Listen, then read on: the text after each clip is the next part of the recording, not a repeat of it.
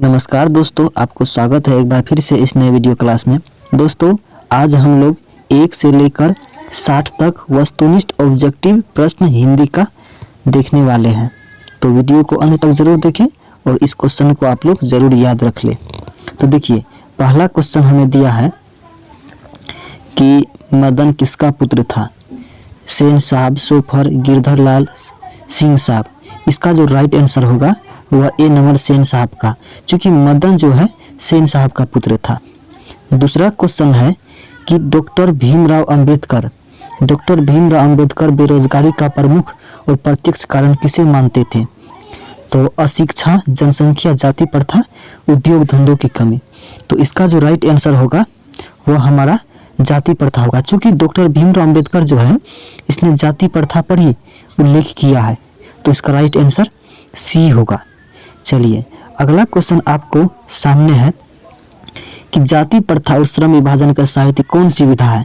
तो यह जो है ना ही कहानी है, न ही रिपोर्टाज है और न ही शिक्षा शास्त्र है, और यह है एक निबंध, श्रम विभाजन जाति प्रथा।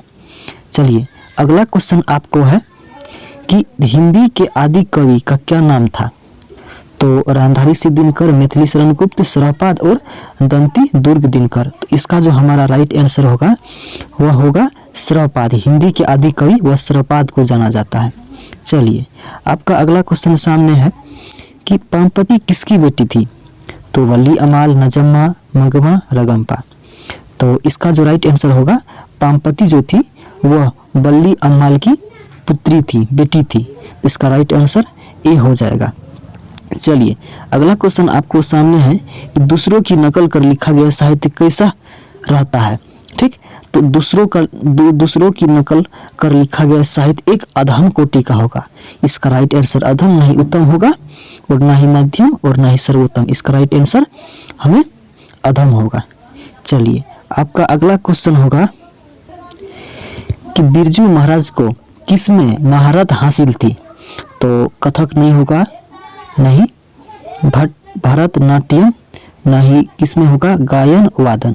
तो इसका हमें राइट आंसर होना चाहिए, बिरजू महाराज एक कथक थे, वह नाटक करते थे और वह कथक करते थे। इसका राइट आंसर कथक ए होगा। चलिए, अगला क्वेश्चन है, लेखक ने अवधियों में रहकर कितनी गद्य कविता लिखी? 27। इसका राइट आंसर 27 होगा, ना ही 29, ना ही 28, ना ही 30 होगा। इसका राइट आंसर 27 होगा। अगला क्वेश्चन, मछली पाठ के लेखक कौन है? ये तो सिंपल सी, मछली पाठ के लेखक हमें विनोद कुमार शुक्ल जी है। उसी ने मछली पात्र लिखा है, और विनोद कुमार शुक्ल का एक कहानी है, उस कहानी का नाम है महाविद्यालय। और मछली कहानी हमें इसी पाठ से लिया गया है। ठीक है, मछली कहानी हमें इसी पाठ से लिया गया है। किस पाठ से? महाविद्यालय पाठ से। आपको ये भी याद रखना होगा। चलिए, अगला क्वेश्चन आपको सामने है कि बिस्मिल्लाह खां के बचपन का नाम क्या था? तो सब बहुत सी सिंपल, बिस्मिल्लाह खां के बचपन का नाम अमीरुद्दीन खां था, अमीरुद्दीन खां। भीमराव अंबेडकर का जन्म कहाँ हुआ था? ये तो सिंपल सी, इसका मध्य प्रदेश में हुआ था भीमराव अंबेडकर का। चलिए, अगला क्वेश्चन होगा, हिंद स्वराज किसकी रचना है? हरिश्चंद्र, यशपाल, महात्मा गांधी, जय सिंह। तो हिंद स्वराज, हिंदुस्तान के बारे में इसमें अपना राज्य का दर्शा दिया है, तो इसका लेखक है, इसकी यह महात्मा गांधी की रचना है। सी नंबर ऑप्शन सही होगा। बिरजू महाराज का जन्म कब हुआ था? सिंपल सी, 1938 ईस्वी में हुआ था इसका जन्म, 1938 ईस्वी में। चलिए, वारेन हेस्टिंग को कितने सोने के सिक्के मिले थे? तो वारेन हेस्टिंग को 172 सोने का सिक्का मिला था वारेन हेस्टिंग को। अगला क्वेश्चन है कि ब्रह्मा का निवास स्थान कहाँ है?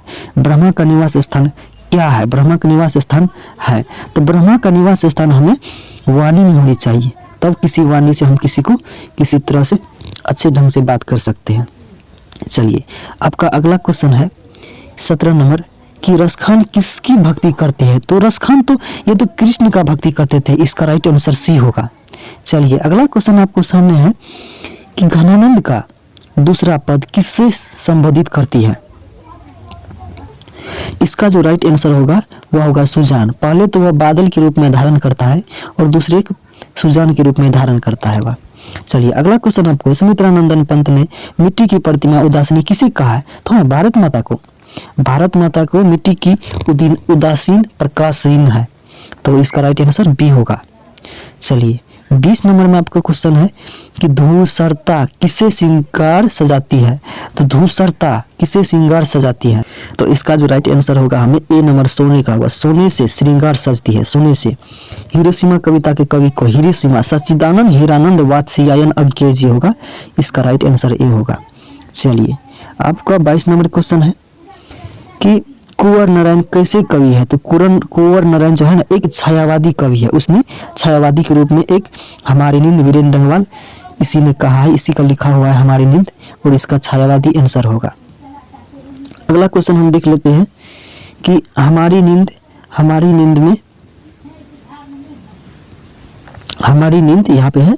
हमारी नींद कविता में किसने अपने कोमल सीढ़ियों से ढकेलना शुरू किया।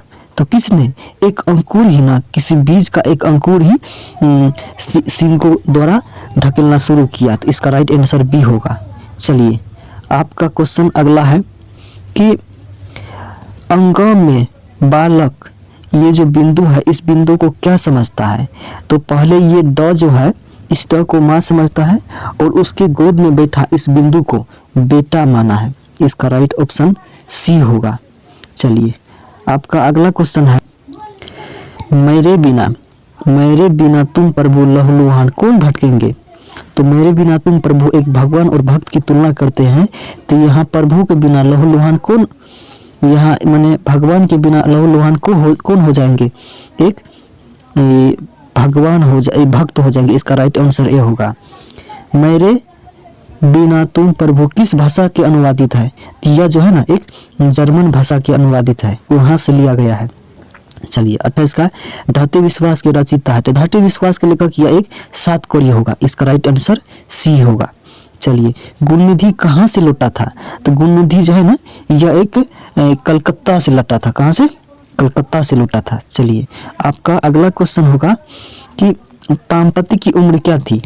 तो करीब लमसम इसका राइट आंसर होगा 11 वर्ष की थी। लमसम 10-11 वर्ष की, इसने 11 वर्ष की थी। इसका राइट आंसर सी होगा। चलिए 31 में सीता के बेटे ने सीता को कितने रुपये महामारी खर्च देने का निर्णय किया। तो कितना रुपया, 50-50 रुपये। सीता को कितने बेटे थे, 3 बेटे थे। ये भी क्वेश्चन में आ सकता है दोस्तों। और हाँ, अगर आपको हमारी वीडियो अच्छा लगे तो दोस्तों प्लीज़ एक लाइक करना और नीचे चैनल को सब्सक्राइब कर लेना, ताकि हमारी अपडेट का वीडियो समय समय पर आपको मिलती रहे। और इस वीडियो को अपने दोस्तों के पास जरूर शेयर करें दोस्तों, ताकि वह भी इस क्वेश्चन को अच्छे से ढंग से याद रख सके। चलिए अगला क्वेश्चन एक बार देख लेते हैं 32 का कि धरती कब तक घूमेगी के कहानीकार है। तो धरती कब तक घूमेगी, इसका जो राइट आंसर होगा वह होगा सावरदहिया। सावरदहिया जो है धरती कब तक घूमेगी का एक कहानीकार है। चलिए अगला क्वेश्चन होगा आपका कि नगर कहानी का प्रमुख पात्र कौन है। तो नगर कहानी का प्रमुख पात्र कौन होना चाहिए इसमें। तो इसमें किसके किसके बारे में दर्शाया गया है। एक पामपति के बारे में, ठीक, और उसकी जो एक मम्मी थी उसके बारे में। तो यहाँ पर जो राइट आंसर होगा इसका होगा पामपति। किसके, पामपति। चलिए अगला क्वेश्चन आपका रहेगा कि लक्ष्मी ने बांध की निगरानी करने के लिए किसको भेजा था। तो किसको, अच्युत को ना, अच्युत को भेजा था। इसको अच्युत को भेजा था। तो लक्ष्मी का पति तो लक्ष्मण था ना, ये तो नहीं होगा। रगम्पा तो ये तो दूसरा कहानी में है, गुणनिधि भी दूसरा कहानी में, लेकिन अच्युत होगा इसका। चलिए आपका अगला क्वेश्चन रहेगा कि ढाते विश्वास की कहानी में किस नदी को भव्य दृश्य का प्रसार किया है गया है। तो किस नदी को, एक महानदी होगा। कौन सी नदी, महानंदा एक नदी है, इसी नदी को प्रकाशित किया है, इसी नदी का भव्य दृश्य है। संज्ञा के कितने भेद होते हैं। संज्ञा के 5 भेद होते हैं। संज्ञा का क्वेश्चन रहेगा आपका कि 37 में कोई आ रहा है, इस वाक्य में कौन सा सर्वनाम है। तो इसको सही ढंग से आप देखिए, कौन सा सर्वनाम है। तो सर्वनाम में होगा इस वाक्य में कोई आ रहा है। तो कोई जो है ना, कोई कुछ रहे तो वह अनिश्चयवाचक सर्वनाम का एग्जाम्पल होगा। चलिए अगला क्वेश्चन आपको दिखाते हैं कि रामचरितमानस में कौन अनेक मार्मिक प्रसंग आए हैं। इस वाक्य में विशेषण पद चुने थे। रामचरितमानस में, तो रामचरितमानस में इसमें होगा रामचरितमानस हो जाएगा। क्या, रामचरितमानस। चलिए उसके बाद क्वेश्चन है अगला क्वेश्चन है आपका कि क्रिया के कितने भेद होते हैं। क्रिया के तो 2 भेद होते हैं ना, अकर्मक क्रिया और सकर्मक क्रिया। इसका राइट आंसर ए होगा। चलिए 40 का वर्तमान काल के कितने भेद होते हैं। इसके 6 भेद होते हैं। वर्तमान काल के 6 भेद होते हैं। चलिए अगला क्वेश्चन कि बंदर पेड़ पर बैठा, इस वाक्य में पेड़ पर किस कारक का प्रयोग हुआ है। तो किस कारक का, पेड़ पर रहे या पेड़ में रहे, तो अधिकरण कारक होगा। इसका अधिकरण का चिन्ह होता है में पर, अधिकरण कारक है। इसका राइट आंसर सी होगा। कि रचना की दृष्टि से वाक्य कितने प्रकार के होते हैं। 3 प्रकार के होते हैं। 3 प्रकार के, सरल वाक्य, मिश्र वाक्य और संयुक्त वाक्य होगा। तो चलिए 43 का देखते हैं कि नदी प्लस इस में कौन सी संधि है।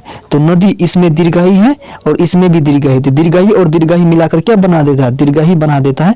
इसलिए यह एक दीर्घ संधि का उदाहरण होगा। किसका, दीर्घ संधि का। चलिए आपका अगला क्वेश्चन रहेगा कि मूक का विलोम है। तो मूक मतलब होता है चुप, मूक मतलब होता है चुप। तो चुप होगा, तो इसका विलोम उल्टा क्या होगा कि अधिक बोलना। तो मूक का विलोम हो जाएगा आपका वाचाल। चलिए अगला क्वेश्चन है आपका कि अष्ट धातु में कौन समास है। अष्ट धातु, अष्ट मतलब 8 हो गया। 8 हो गया तो एक संख्यावाचक हो गया। और संख्यावाचक शब्द हमेशा एक द्विगु समास का उदाहरण होता है। द्विगु समास, जिस समासी शब्द में प्रथम पद संख्यावाचक होता है वह द्विगु समास होता है। चलिए अगला क्वेश्चन देखते हैं कि 46 में कि गुदरी का क्या है, गुदरी का लाल मुहावरे का क्या अर्थ है। तो गुदरी का लाल मतलब गुदरी का लाल हुआ कि कोई गरीबी व्यक्ति है, तो उस गरीबी व्यक्ति को अधिक से अधिक कोई काम मिल जाना, गरीब के घर का इसका गुणगान हो जाएगा। क्या हो जाएगा, गुदरी में लाल रंग लगना, ये नहीं होगा। लाल होना, ये भी नहीं होगा। निर्धन परिवार में गुणी का जन्म होना, निर्धन, हाँ ये होगा, राइट आंसर होगा सी। निर्धन परिवार में, निर्धन मतलब गरीब, गरीब परिवार में गुणी का जन्म होना, कोई एक अच्छा आदमी का जन्म होना। चलिए 47 में आपका क्वेश्चन है कि निम्नलिखित शब्दों में शुद्ध शब्द बताइए। देखिए हितैषी, ये तो गलत होगा। हितैषी ये भी गलत होगा और ये भी गलत होगा। इसका राइट आंसर सी हो जाएगा, ये राइट है। ठीक, चलिए अगला क्वेश्चन है आपका कि किस चिन्ह को विस्मयादि बोधक का चिन्ह कहा जाता है। तो इसका जो राइट आंसर होगा ये विस्मयादि। अरे वाह क्या जल्दी है। इन सब वाक्यों में विस्मयादि बोधक का चिन्ह लगाया जाता है। इसका राइट आंसर ए हो जाएगा। उपसर्ग किस शब्द में कहाँ जुड़कर उसका अर्थ बदल देते हैं, तो उपसर्ग जो है, जैसे प्र एक उपसर्ग है, तो प्रकाश बोलेंगे या प्रकार बोलेंगे तो शब्द के अंत से बदल जाता है। इसका राइट आंसर बी हो जाएगा। उसका अर्थ जुड़कर, अंत से जुड़कर उसका अर्थ बदल देता है। चलिए 50 में विसर्ग शब्द का उच्चारण स्थान क्या है। तो इसका जो राइट आंसर होगा कंठ होगा। कंठ अ आ क वर्ग विसर्ग तथा ह को यह सूचित करता है, इसका उच्चारण स्थान है। तो इसका राइट आंसर सी होगा। चलिए आपका अगला क्वेश्चन है कि रगम्पा कौन था। अरे ये तो बहुत इजी है। रगम्पा कौन था, वह एक जुआरी होगा। इसका राइट आंसर क्या होगा, जुआरी होगा। इसका राइट आंसर डी नंबर होगा। चलिए आपको अगला क्वेश्चन सामने है कि सुउक्ति क्या है, सुक्ति का संधि विच्छेद है। सुक्ति तो पहले सहर्षुकार फिर दुर्घोकार, तो सहर्षुकार दुर्घोकार मिलाकर ही, सहर्षुकार और हर्षुकार मिलाकर ही हमें दुर्घोकार में होता है। तो इसका राइट आंसर होगा कि बी नंबर हो जाएगा। सहर्षुकार फिर हर्षुकार दोनों मिलाकर हो जाएगा दुर्घोकार। इसका राइट आंसर बी हो जाएगा। चलिए अगला क्वेश्चन है आपका, अगला क्वेश्चन है कि यथाशक्ति, यथाशक्ति कौन सा समास है। यथा रहे, यथाकाल रहे, कोई भी रहे, तो इसका राइट आंसर सी होगा, वह अव्ययभाज्य समास हो जाता है। ठीक, चलिए अगला क्वेश्चन आपका है कि कामसूत्र, कामसूत्र किसकी रचना है। इसका राइट आंसर होगा हमारा हजारी प्रसाद द्विवेदी, इसी ने कामसूत्र की रचना की है, याद रखिएगा। चलिए 55 में देखते हैं मंगमा की बहू का क्या नाम था। अरे मंगमा की बहू का नाम था क्या, मंगमा जो है उसके बहू का नाम था नजमा। क्या नाम था, नजमा नाम था। चलिए अगला क्वेश्चन है कि रसखान किसकी भक्ति करते। बहुत इजी, कृष्ण भगवान का, श्री कृष्ण का रसखान भक्त करते थे। उसी का भक्ति करते थे, श्री कृष्ण जी का। चलिए अगला क्वेश्चन 57 में है कि हमारी नींद में नींद किसका प्रतीक है? नींद किसका प्रतीक है? तो यह होगा एक गफलत का। गफलत मतलब होता है बेहोशी नहीं, गफलत मतलब सही ढंग से नहीं सोना, सही अच्छे ढंग से नहीं रहना, नहीं सोना, इसका राइट आंसर गफलत हो जाएगा। चलिए आपका अगला जो क्वेश्चन होगा वह होगा अव्यय के कितने भेद होते हैं? तो अव्यय जो है ना, अव्यय के 3 भेद होते हैं। अव्यय के कितने भेद होते हैं? इसका राइट आंसर सी होगा। नहीं सॉरी, राइट आंसर 4 होगा। अव्यय के 4 भेद होते हैं, अव्यय के 4 भेद होते हैं। चलिए अगला क्वेश्चन आपके सामने है कि वाणी कब विष के समान हो जाते हैं? अरे जब मनुष्य राम नाम के बिना उसका नाम नहीं ले पाते हैं तब उसका वाणी एक विष के समान हो जाते हैं। तो इसका राइट आंसर होगा राम नाम। चलिए अगला क्वेश्चन अंतिम है कि घनानंद की भाषा क्या है? अवधि, ब्रज भाषा, प्रकृति और पाली। इसका जो राइट आंसर होगा ये घनानंद एक ब्रज भाषा के कवि थे, इसने ब्रज भाषा के बहुत ऐसे कविताएं लिखी है।